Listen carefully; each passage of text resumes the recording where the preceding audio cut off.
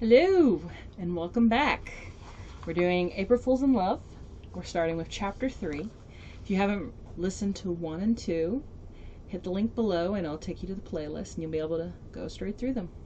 And without further ado, Friday, February 21st, Part 1. Esther thumbed through the mail. Another notice. They had 1 week to pay the water bill and 10 days to pay the electric bill before they'd be shut off.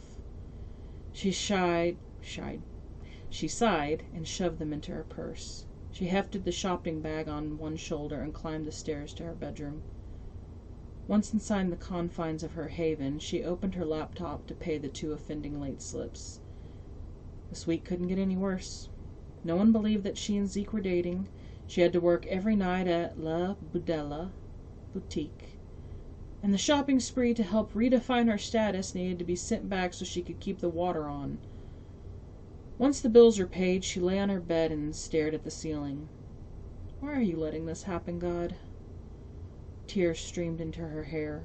She closed her eyes tightly and willed him to answer. Nothing. Go figure. She sighed and sat up, digging through her purse for her cell phone. Reliable as always, Zeke answered on the second ring.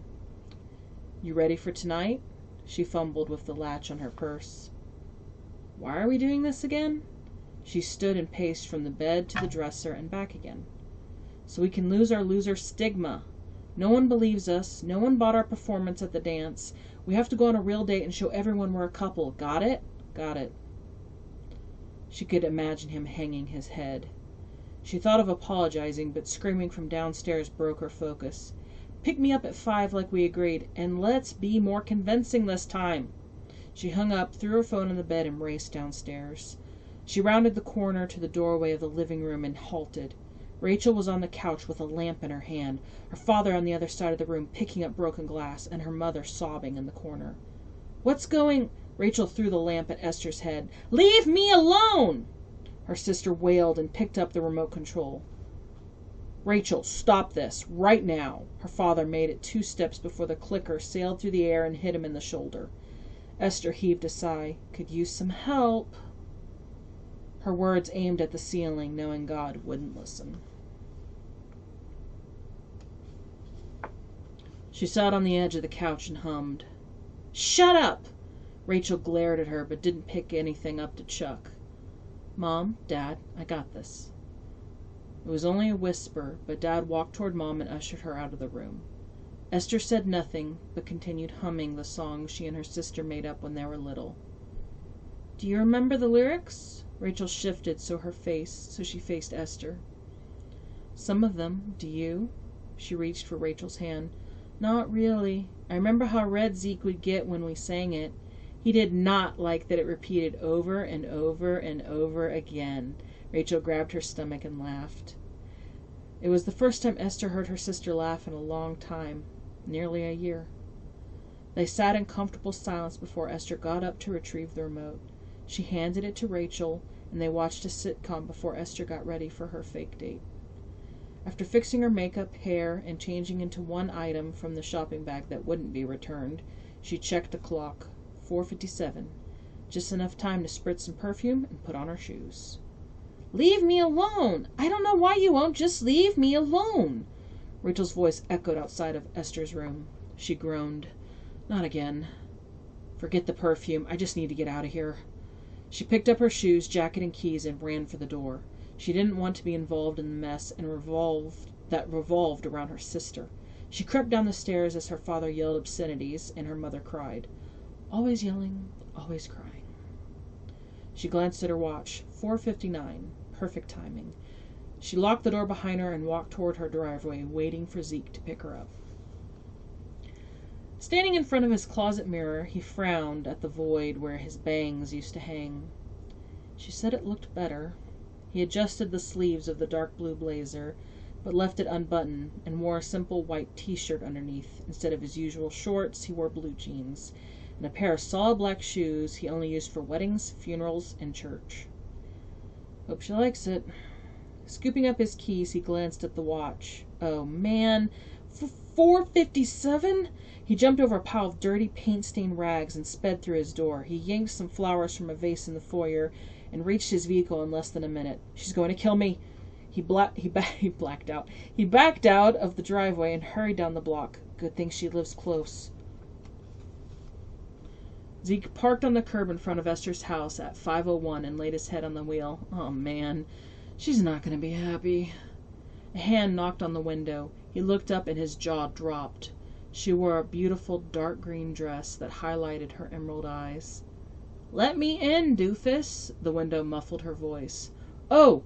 He stretched across and popped the lock. "Sorry, they're not automatic." Esther scooted in. "I've been in your truck before, you know." She huffed. "I can't believe you're late. I live right behind you." He clinched the wheel. "Yeah, sorry. Guess I'm nervous. I've never been on a date before." She stared at him as if he had two heads, but didn't say anything. "Well, I never met a girl I wanted to date who felt the same towards me. I'd rather just be friends with someone, and if something comes from that, then great." She bent forward. "What are these?" Zeke glanced at the passenger floorboard and sucked in a breath. "Your flowers. I meant to give them to you at the door." He picked them up and handed her the slightly damaged sunflowers. She smiled and sniffed them. "Thank you." "Is that a good boyfriend thing?" He craned his neck to catch a glimpse of her expression. "You did great, though next time you may want to wrap them in a cloth or bring them in a vase. It's awkward to hold the stems." She opened his glove compartment, took out some napkins, and wrapped the flowers gingerly. "Okay, I'll try and remember that." He nodded. "Maybe I should take notes if she's going to keep teaching me stuff." He shifted the gear to drive and took off. "Your outfit looks great." She blushed. "You look like you're planning to sit in a coffee shop." "You don't look like you're planning to sit in a coffee shop." She turned on the radio. "That was Def Leppard's song, Foolin'. Now the time to call to win a chance to earn a pot of fool's gold. Call 555. Click. "Can't they play music?" she huffed, crossing her arms. This must be bothering her. Zeke inhaled a deep breath. "You know, we could forget this whole thing. Just go back to being friends and not worry about putting on such an act if it's stressing you so much."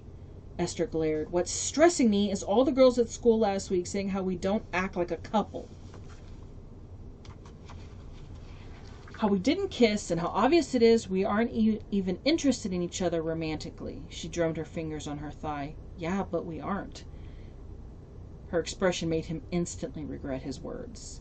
"Zeke," she sighed. Her expression... Oh, reading the same line.